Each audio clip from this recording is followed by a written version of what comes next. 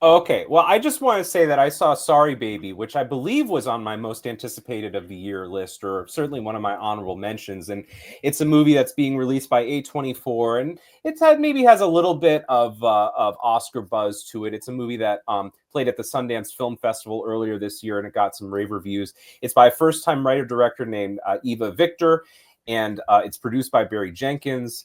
And it's a movie that stars Eva Victor as Agnes, and she is a recent grad student who lives somewhere in the Northeast. And without going too much into spoilers about the movie, because if you've heard of this movie, you kind of know essentially what it's about. But Agnes is a victim of sexual assault, and the movie kind of does this flash forward and flash back thing where we learn a little bit about who she is and what her backstory is. We learn a little bit about the assaults, and we learn a little bit about how she's coping with it.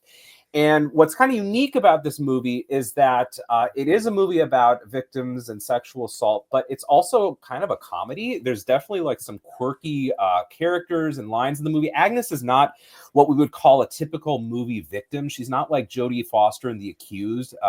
She's not battered. She's someone who actually has a pretty sharp wit to her, and someone who's able to, I guess, find sort of a lightness in a really sad and depressing situation. So the movie has some comedic overtones to it, which I think in a way makes the movie kind of daring and bold. When you think about movies, recent movies or series that deal with sexual assault, I mean, I think about movies like Test Pattern, which was on my top list of a few years ago. It's like a super serious movie, and it's a really good movie, but it's really serious. Also, the really good Netflix series Unbelievable, which also depicts, the aftermath of a sexual assault. This movie is really well done, though, and it's well done because it has a sort of different take on how people have to live with this, and it doesn't. And what happens to this character doesn't necessarily define who she is, but it is an element of her life that changes her identity and her personality and her outlook. There's some good supporting performances in this movie. Naomi Ackie plays her best friend from grad school, Liddy, who kind of checks in on her at the beginning and end of the movie.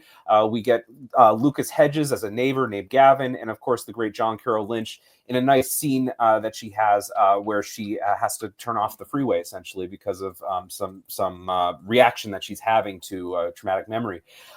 Very cool movie. I enjoyed it a lot. I think for such a hot button issue like sexual assault, you're going to go into this movie believing certain things, and you might think that the movie has a strong political agenda or push.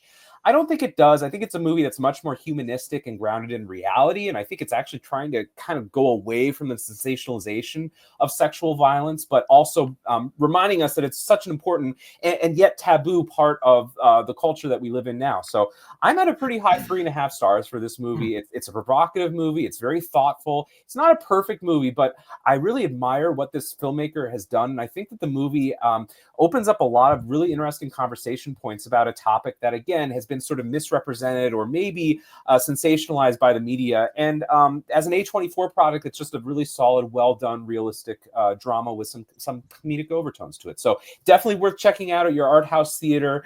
Maybe makes my top 10 list of the year. So it's certainly one of the best movies I've seen so far this year. And I think Eva Victor is a really talented writer and filmmaker, and I can't wait to see what they do next. So I think this is one of the nice discoveries of 2025 so far. Nice.